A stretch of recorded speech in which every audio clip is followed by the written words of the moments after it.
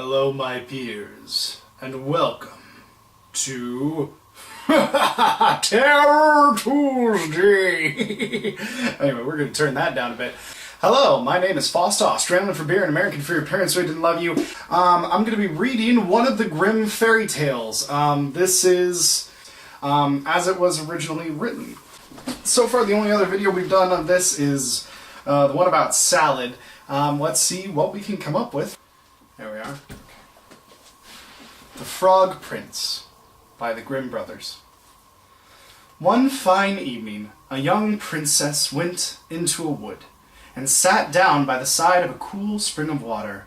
She had a golden ball in her hand, which was her favorite plaything, and she amused herself with tossing it into the air and catching it again as it fell. After a time, she threw it up so high that when she stretched out her hand to catch it, the ball bounded away and rolled along upon the ground, till at last it fell into a spring. The princess looked into the spring after her ball, but it was very deep, so deep that she could not see to the bottom of it.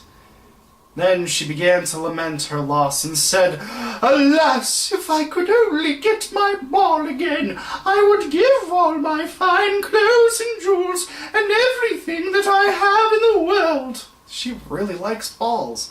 Whilst she was speaking, a frog put its head out of the water and said, "Princess, why do you weep so bitterly?"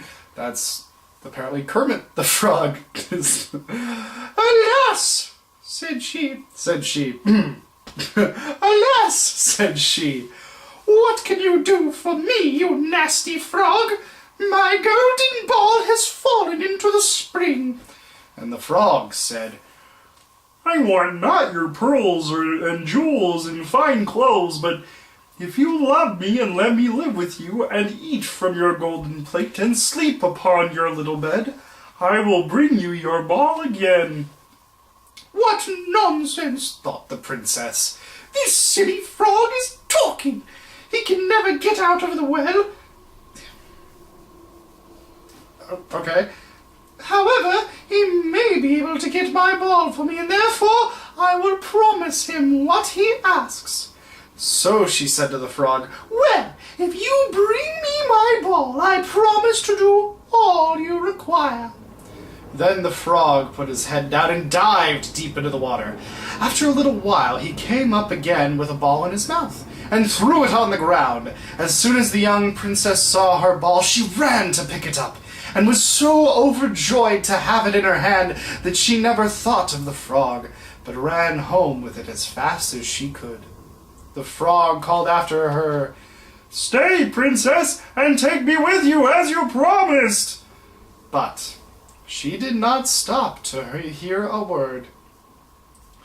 The next day, just as the princess had sat down to dinner, she heard a strange tap, tap, as if someone was coming up on the marble staircase, and soon afterwards something knocked gently at the door and said, "Open the door, my princess dear, upon the door to thy true love here, and mind the words that thou and I said by the fountain cool in the greenwood shed." It doesn't say that that's the frog, I'm just guessing it is. And the princess ran to the door and opened it, and there she saw the frog, whom she had quite forgotten. She was terribly frightened, and shutting the door as fast as she could, came back to her seat. The king, her father, asked her what had frightened her.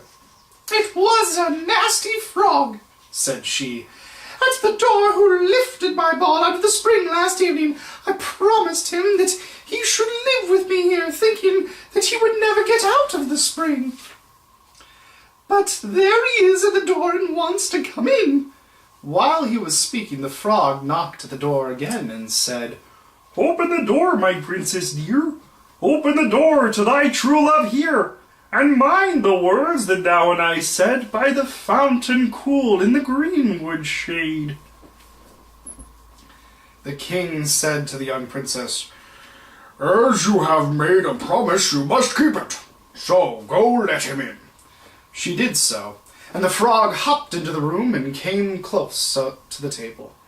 "Pray lift me upon a chair," said he to the princess, "and let me sit next to you." As soon as she had done this, the frog said, "Put your plate closer to me, that I may eat out of it." This she did, and when he had eaten as much as he could, he said, "Now I am tired. Carry me upstairs and put me into your little bed." I have a feeling that there's a reason that they just left it at the kiss. Okay. And the princess took him up in her hand and put him upon the pillow of her own little bed, where he slept all night long. As soon as it was light, he jumped up, hopped downstairs, and went out of the house. "Now," thought the princess, "he's gone, and I shall be troubled with him no more." But she was mistaken. For when night came again, she heard the same tapping at the door. And when she opened it, the frog came in and slept upon her pillow, as before, till the morning broke. And the third night he did the same.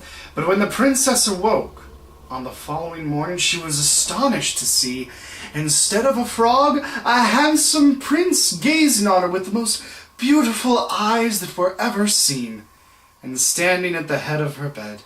He told her that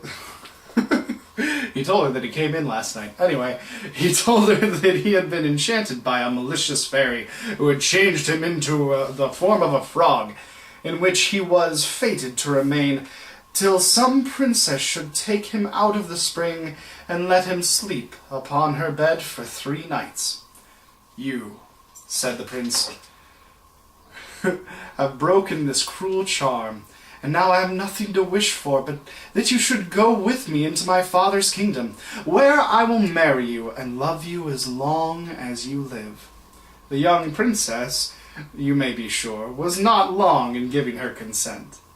And as they spoke, a splendid carriage drove up with 8 beautiful horses, decked with plumes of feathers and golden harness, and behind rode the prince's servant, the faithful Henry.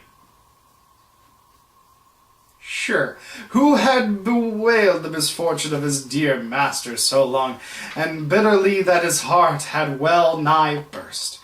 Then all set out, full of joy, for the prince's kingdom, where they arrived safely, and lived happily a great many years. Not quite as terrible. Again, not as terrible as I thought. I mean, there was some weird stuff in there for sure, but not as dark, not as grim as you would think the name Grimm would have. I don't know. Anyway, I hope you enjoyed that video. Please consider liking the video if you did.